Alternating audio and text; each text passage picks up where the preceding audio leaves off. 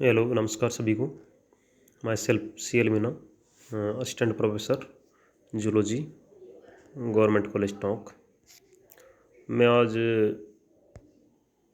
BSc first year का जो zoology का सिलेबस है वो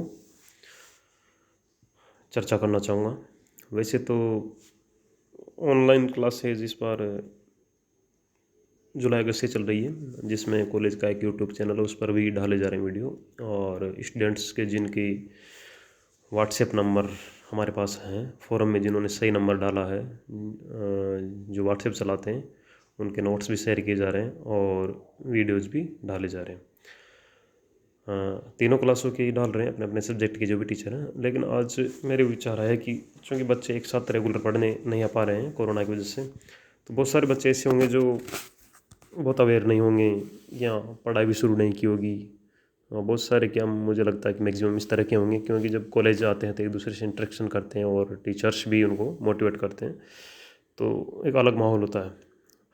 तो इन सब चीज़ों को देखकर मैं डिस्कस करना चाह रहा था सिलेबस के बारे में, क्योंकि बहुत से बच्चे ऐसे होंगे जिनको सिलेबस का ही आइडिया नहीं है। जब सिलेबस का ही आइडिया नहीं होगा तो पढ़ाई नहीं कर पाएंगे।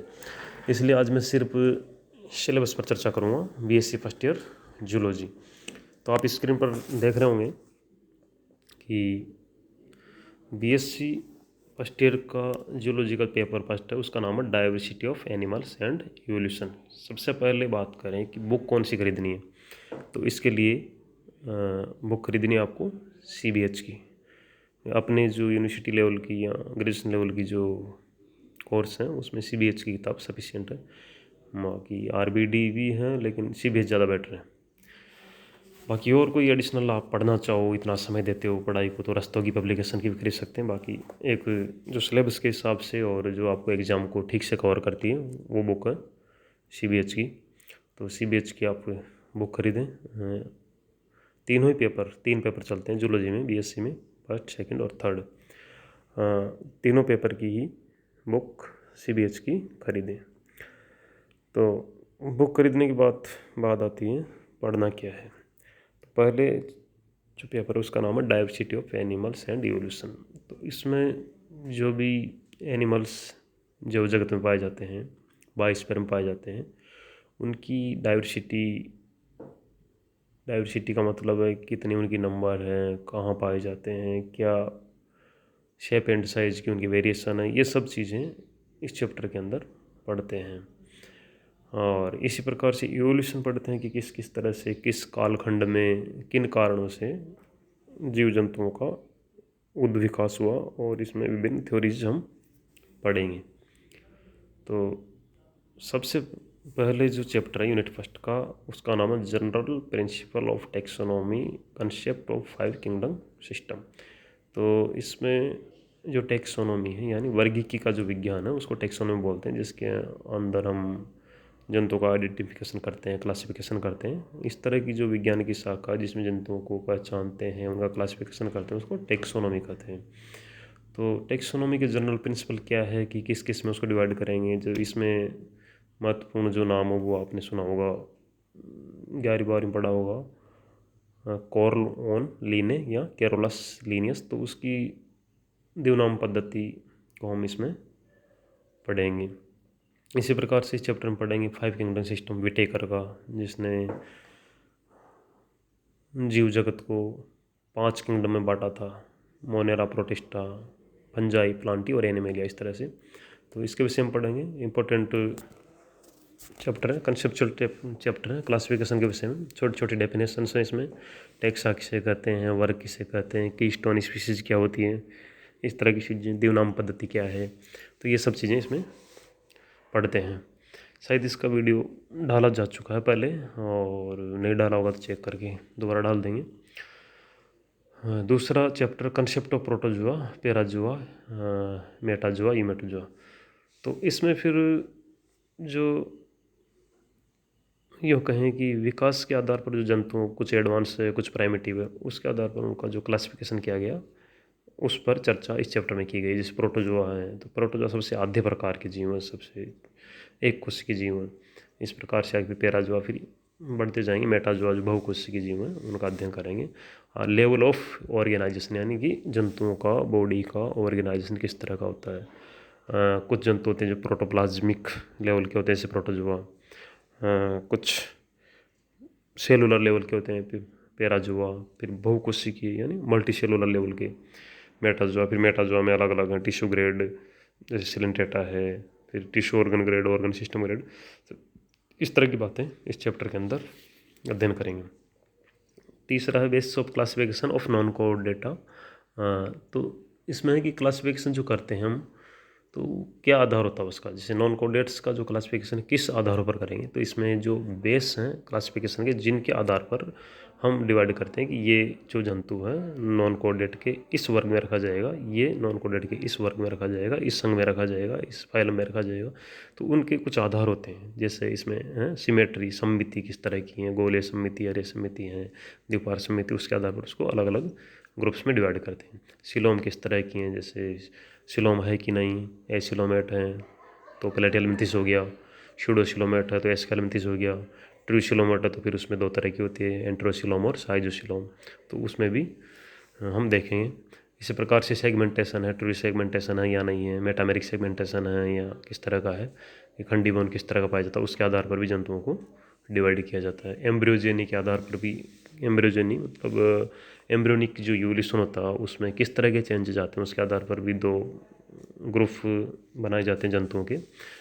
नाम सुना होगा, प्रोटोस्टोमिया और ड्यूटेरोस्टोमिया। तो वो क्या होता है, कैसे होता है, वो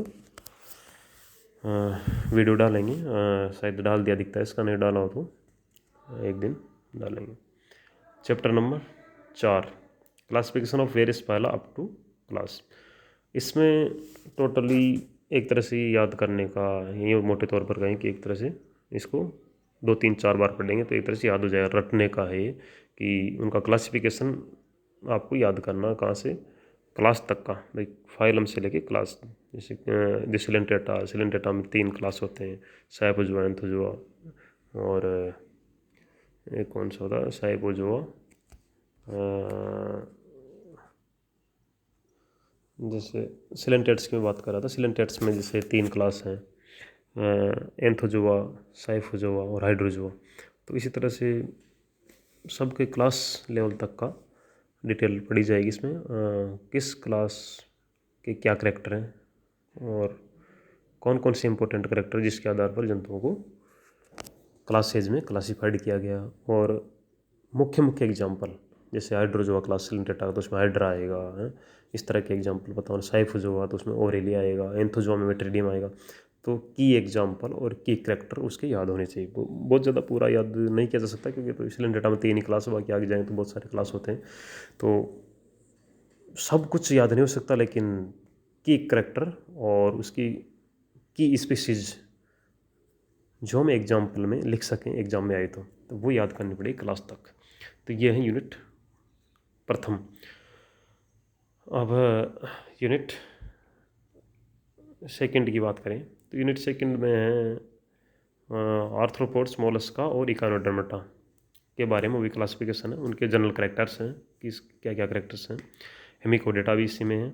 और फिर इसका जो 7th चैप्टर है यूनिट सेकंड का, उसमें economic importance of protozoa Porifera. ये जो भी हम यहाँ तक पढ़ चुके, फाइलम में कौन सा फाइलम में कौन से जंतु आते हैं, कौन से आवास में रहते हैं, क्या उनके करैक्टर, उसके बाद उनका इकोनॉमिक इम्पोर्टेंस में उनका क्या वैल्यू है, क्या हानि है, ये सब चीज़ें इसमें पढ़ेंगे। यूनिट थर्ड पूरी इवोल्यूशन से संबंधित है, उद्भिद विकास से, जिसमें आप लेमार की थ्योरी पढ़ेंगे, डार्विन की थ्योरी पढ़ेंगे। ये एक तरह से पूरी कंसेप्चुअल या कह सकते थोड़ी थ्योरेटिकल भी हैं, बहुत आसानी से याद हो जाती हैं क्योंकि ये जो यूनिट है शुरू से पढ़ते आते हैं लेमार्क, डार्विन, तो इसको पढ़ने में ज़्यादा दिक्कत नहीं होती। फिर यूनिट इम्पोर्टेंट है और अच्छे नंबर आते हैं इसमें। एक बार पढ़ते ही लगभग याद हो जाती है, दूसरी बार पढ़ोगे तो 100% याद हो जाएगी। लेमार्क, डार्विन है, इसमें नेचुरल सिलेक्शन की थ्योरी है, स्पीसिएशन है कि जातियों का उद्भव कैसे होता है, वेरिएशन है, वेरिएशन जैसे किस तरह से पैदा होती है, वेरिएशन जंतु में विभिन्नताएं क्यों पाई जाती है, कैसे पाई जाती है, आइसोलेशन कैसे होता है, जैसे जेनेटिकल आइसोलेशन है या जियोग्राफिकल आइसोलेशन है तो उसका क्या इम्पेक्ट पड़ता है इवोल्यूशन पे, अडेप्टेशन क्या होता है, किस तरह से एडेप्टेशन से इवोल्यूशन होता है, ये सब चीज़ें इसके अंदर पढ़ेंगे। फिर अब फॉसिल्स वाला पढ़ेंगे, फॉसिल्स कैसे बनते हैं, क्या फॉसिल्स का रिकॉर्ड कैसे रखा जाता है, और फॉसिल्स किस तरह से इवोल्यूशन के अध्ययन में सहायक है।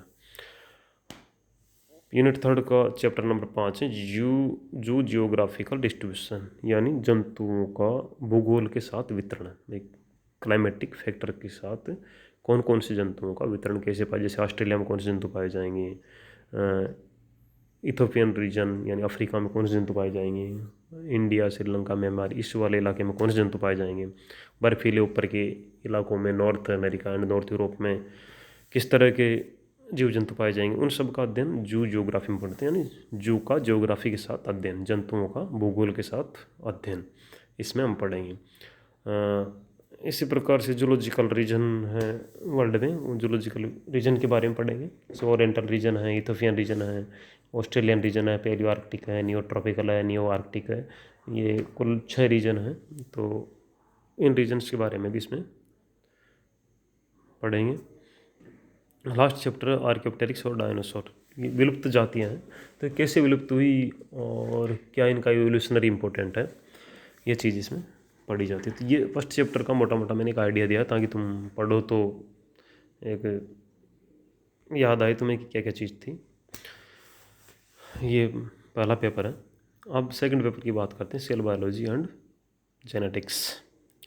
सेल बायोलॉजी एंड जेनेटिक्स भी 11वीं 12वीं में बहुत अच्छे से आप लोगों ने पढ़ा होगा, लेकिन बीएससी में थोड़ा सा सिलेबस वाइड होता है, तो एक सिलेबस वाइड भी होता है और उसका एक लेवल भी बढ़ जाता है, तो थोड़ा सा यूँ कहें कि डीपली पढ़ना पड़ता है।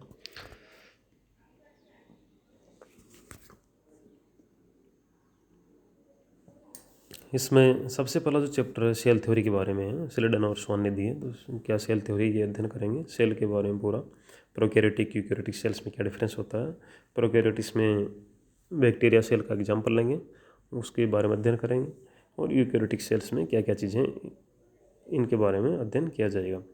फिर physical and chemical makeup of protoplasm, protoplasm का क्या फिजिकल और बायोकेमिकल प्रॉपर्टीज होती है उसका अध्ययन किया जाएगा। और तीसरे चैप्टर में पूरे जो भी साइटोप्लाज्मिक ऑर्गेनेल है, माइटोकॉन्ड्रिया, लाइसोसोम, गोल्जी बॉडी, ये सब चीज़ें इसमें पढ़ी जाएगी। सेल मेम्ब्रेन के बारे में पढ़ेंगे, सेल मेम्ब्रेन से कैसे ट्रांसपोर्ट होता है पदार्थ का, डिफ्यूजन सेल मेम्ब्रेन का मॉडल कौन कौन से मॉडल है, जैसे शेंगर लिकोन सेल का सबसे प्रसिद्ध मॉडल है, फ्लूइड मोजेक मॉडल है, यूनिट मेम्ब्रेन मॉडल है, ये सब सेल मेम्ब्रेन के मॉडल, सेल मेम्ब्रेन से होने वाली मूवमेंट गतियाँ, सेल मेम्ब्रेन का संगठन किसकी बनी होती है, जैसे फास्फोलिपिड प्रोटीन की बनी होती है, कितनी कितनी परसेंटेज होती है, किस तरह का फास्फोलिपिड होता है, कैसे प्रोटीन पाए जाते हैं, ये सब चीज़ें इसमें पढ़ेंगे, एक इम्पोर्टेंट चैप्टर है ये भी। हाँ, इसके बाद इसमें पढ़ेंगे स्ट्रक्चर ऑफ माइटोकॉन्ड्रिया वगैरह, ये बात हुई, राइबोसोम सेंट्रोसोम। फिर पढ़ेंगे क्रोमोसोम के बारे में, क्रोमोसोम की मॉर्फोलॉजी, क्रोमोसोम का क्या कार्य है, सेंट्रोमियर क्या होता है, डेम्ब्रुस क्रोमोसोम, पॉलीटीन क्रोमोसोम क्या है, ये चीज़ें इसके आखिरी चैप्टर में।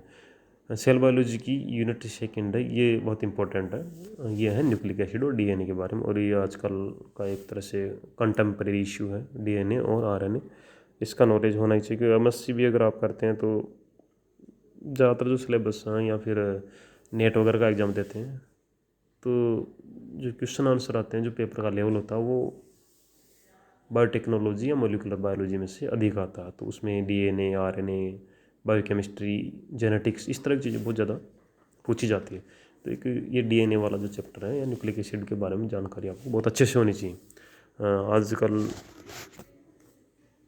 कंपटीशन की जो एग्ज़ाम देते हैं उसमें जीएस के पेपर आते हैं, उसमें भी जनरल साइंस काफ़ी पूछा जाता है और अच्छे लेवल का पूछा जाने लगा है। इसमें भी काफ़ी अगर आप ठीक से पढ़ते हैं तो जेनेटिक्स से और डीएनए वाले पोर्शन से एक आध क्वेश्चन देखने को मिल जाते हैं। तो अभी से अगर आप थोड़ा गहराई से और एक छोटी छोटी चीज़ों को ध्यान से पढ़ेंगे तो आपको सब जगह फ़ायदा मिलेगा। तो मेरा कहने का मतलब है कि वैसे तो पूरा सिलेबस इंपॉर्टेंट है, लेकिन यूनिट सेकंड जो है थोड़ी कंसेप्चुअल है, समझने की चीज़ है, और हर जगह ये आपको लाभ पहुंचाएगा, तो अच्छे से इसको पढ़ें। डीएनए का क्या रोल है, कितने प्रकार के डीएनए होते हैं, आरएनए क्या है, क्या रोल है, कितने प्रकार का होता है, ये सब चीज़ें आपको ध्यान से पढ़नी चाहिए। ट्रांसक्रिप्शन, ट्रांसलेशन, सेल साइकिल किस तरह से होता है, कितने स्टेज होते हैं, मियोसिस माइटोसिस में क्या डिफरेंस है, ये सब कवर करेंगे यूनिट सेकंड में। यूनिट थर्ड पूरा का पूरा जेनेटिक्स में, ये भी अपने आप में बहुत इंपॉर्टेंट है और इससे भी बहुत अनभिज्ञ नहीं हो आप। सीनियर में 11th में काफ़ी हद तक जेनेटिक्स कवर हो जाती है। मेंडल के बारे में पढ़ेंगे सबसे पहले से। मेंडल के जो तीनों नियम हैं आप जानते होंगे, याद आ गए होंगे कौन से नियम हैं, वो सब पढ़ेंगे इसमें। उसके बाद जेनेटिक डिसऑर्डर के बारे में पढ़ेंगे। जेनेटिक डिसऑर्डर जैसे Down syndrome, Turner syndrome, Klinefelter syndrome, ये भी आजकल जीके में पूछ ले जाते हैं। ध्यान रखना यार, छोटी छोटी चीज़ें, लेकिन जीएस में भी मिल जाती है। कंपटीशन आप देंगे तो वहाँ भी मिलेगी। अगर अभी ध्यान से नहीं पढ़ेंगे तो फिर वहाँ पर भी इसका नुकसान देखने को मिलेगा। इसी प्रकार से molecular basis of gene interaction पढ़ेंगे हम। सेक्स डिटर्मिनेशन पढ़ेंगे कि लिंग का निर्धारण संतानों में किस तरह से होता है। जेनेटिक इंटरेक्शन के बारे में पढ़ेंगे। मल्टीपल डोमिनेंस के बारे में पढ़ेंगे। ब्लड ग्रुप्स किस तरह से जेनेटिक्स में रोल है, ये चीज़ पढ़ेंगे। तो ये था सेल बायोलॉजी। तो paper first diversity and evolution और पेपर सेकंड सेल बायोलॉजी, ये जो दोनों पेपर हैं मैं ही पढ़ाऊँगा ये। और चूँकि अब ऑनलाइन क्लासें हो रही है तो जितना वीडियो हम डाल पाते हैं, जिस तरह उनको आप देखें और पूरी तरह से वीडियो पर ही डिपेंड नहीं रहे, क्योंकि उसमें संसाधनों की सीमितता रहती है। कई बार यहाँ पर क्लास में आके पढ़ना एक अलग चीज़ होती है और वीडियो डालना एक अलग चीज़ होती है, क्योंकि अपने पास कोई ऐसा स्टूडियो तो है नहीं कि बहुत अच्छी वीडियो डाल सकें। और मोबाइल से मुझे लगता है इतनी अच्छी क्वालिटी और इतना इम्प्रेसिव हो नहीं पाता। फिर भी आप उनको देखें, थोड़ा आइडियल नॉलेज मिलेगा। और इसके अलावा बुक्स खरीद लें, अगर नहीं खरीदी हो तो 11th-12th की बुक्स को एक बार रिवीजन कर लें। और बीएससी की बुक्स तो खरीदनी ही है, क्योंकि अभी पिछले साल जो फर्स्ट ईयर और सेकंड ईयर को प्रमोट कर दिया, लेकिन इस बार कोई प्रमोट नहीं होगा, सबके एग्ज़ाम होंगे। तो पढ़ना तो है ही, तो बुक्स खरीदें, पढ़ना शुरू करें। और अगले वीडियो में थर्ड पेपर के बारे में और प्रैक्टिकल के बारे में जानकारी दूँगा। धन्यवाद।